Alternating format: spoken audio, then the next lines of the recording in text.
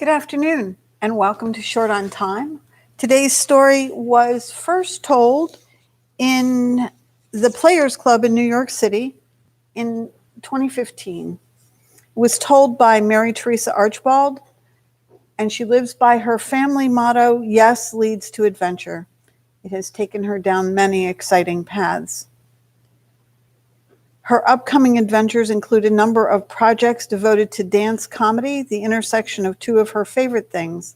Hands down, her favorite adventure is as a mom to her two wonderful boys who make each day brighter, full of laughter, and who make her heart happy.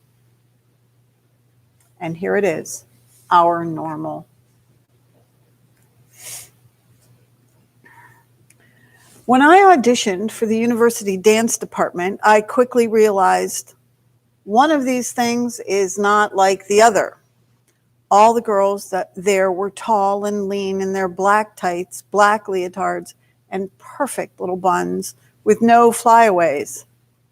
And there I was, short, muscular, tan tights, bright leotard, and hair just in a ponytail with curly flyaways everywhere.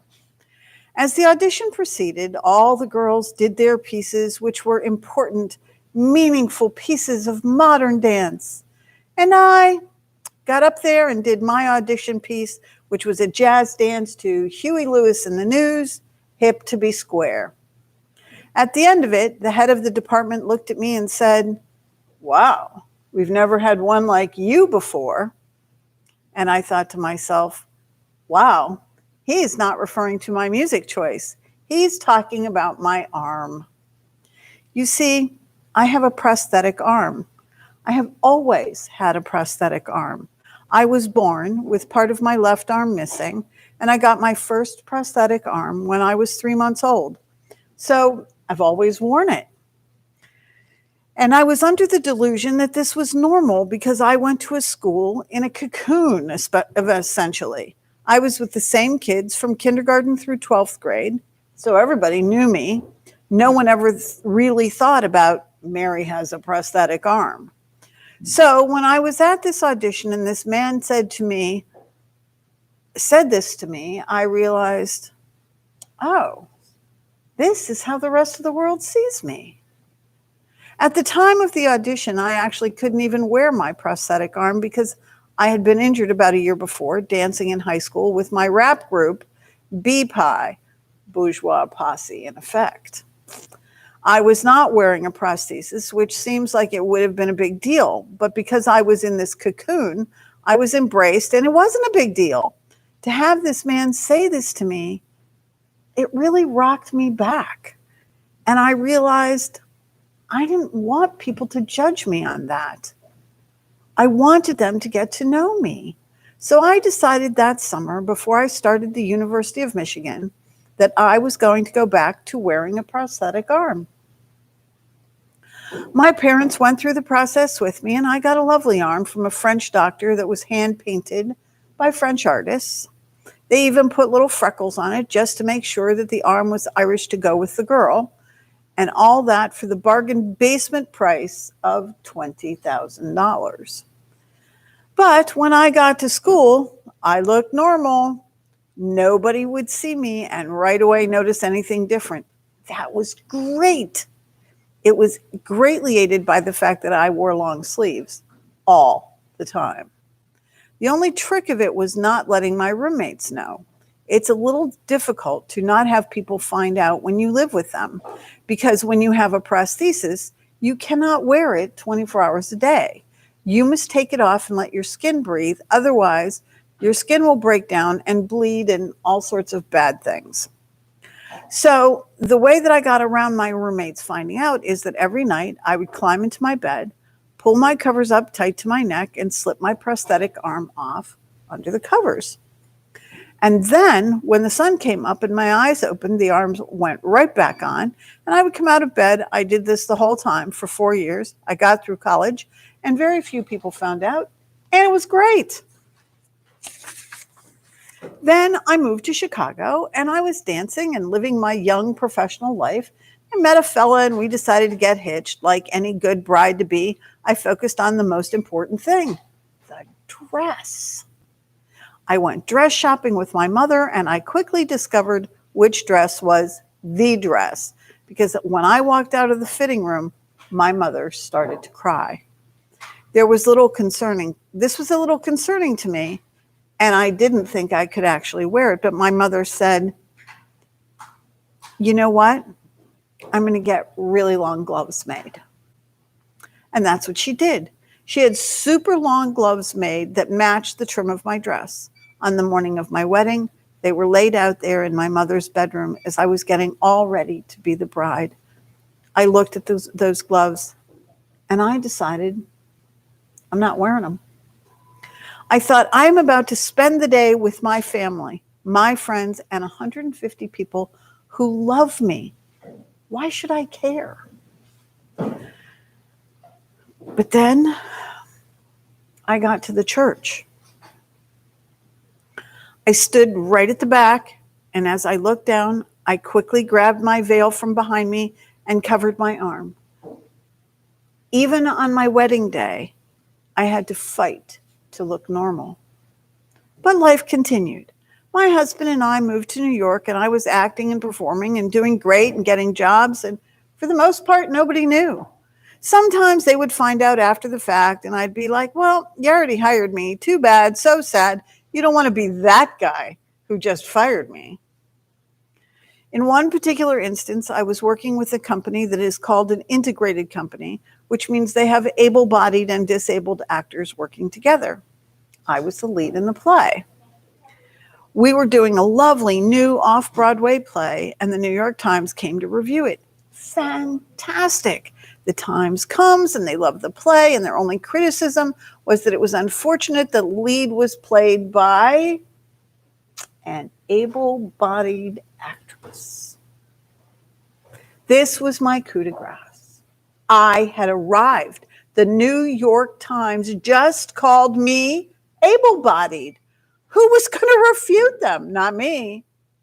I felt like the king of the world in that moment.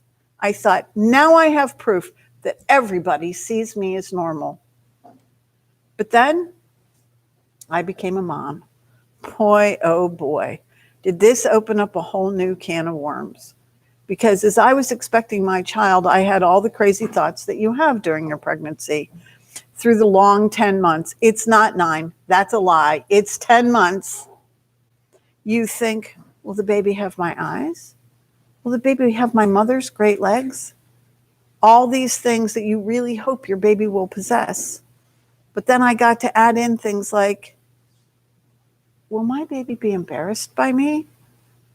Will my baby not know what to tell his friends? Will he wish he had another mom? So I decided before I had my son that I was going to appear normal to him too. And I brought the baby home and was taking care of this little 5-pound, 10-ounce guy and trying to do all these things with my prosthesis on. And it was challenging.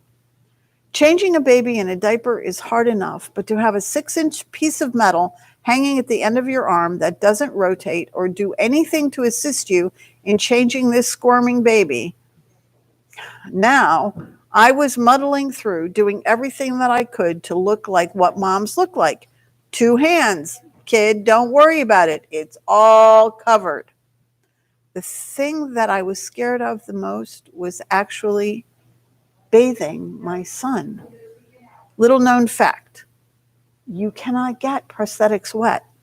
Metal, water, not good. So I avoided it. But after about 10 days, my mother very lovingly looked at me and said, you must bathe this child. He is filthy. So I decided, okay, I can do this. I can do this. I prepped the sink area. I had a towel on the floor for any splashes. I had a towel off to the side to wrap the baby in. I had the washcloths, the soap, the shampoo, all right there. Hypoallergenic, of course. And then I had the little slant that you put into the sink so that he can lie there comfortably while he gets bathed. And all I had to do was get the baby in there and bathe him without getting my arm wet. So I took the baby in my arms and I placed him in the sink and I took off his diaper. And as the water was getting ready, I could see my son starting to get a little anxious. He'd never been through this before. He didn't know what was happening to him. I slowly moved the faucet over so the water hit him. And he started to get scared because this was a totally new sensation for him. And I was panicking because I was trying to hold the baby in place with my hand and at the same time trying to grab the washcloth and the soap. And he starts freaking out and crying and he's looking at me to help him. And the one person that he could trust, the heartbeat he listened to for those 10 months, he needed me to say, "It's okay, you're okay." And he looked at me and all I was doing was crying. I was freaking out that I couldn't do this. I couldn't take care of him because I was so afraid of getting my arm wet and doing it wrong. And as I looked at my son in that moment, something clicked. I took off my arm, I threw it on the ground, and I just took care of my son. And we were together, me and my son, discovering our normal. And this is how it was going to be for us, nobody else.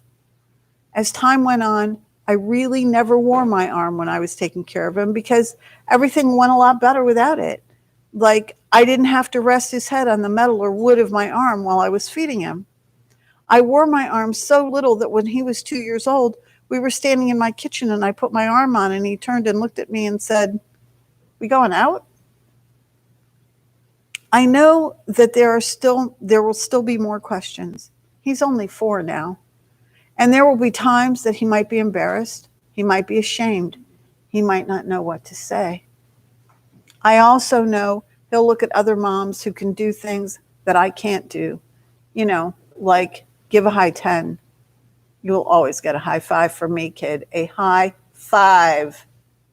Or play patty cake. Or he'll see other moms hold their kid by their fingers and pick them up with both hands. I can't do that. But maybe one day, my son will look at those other moms and go, "Wow, I've never seen one like that before." Thanks for stopping by.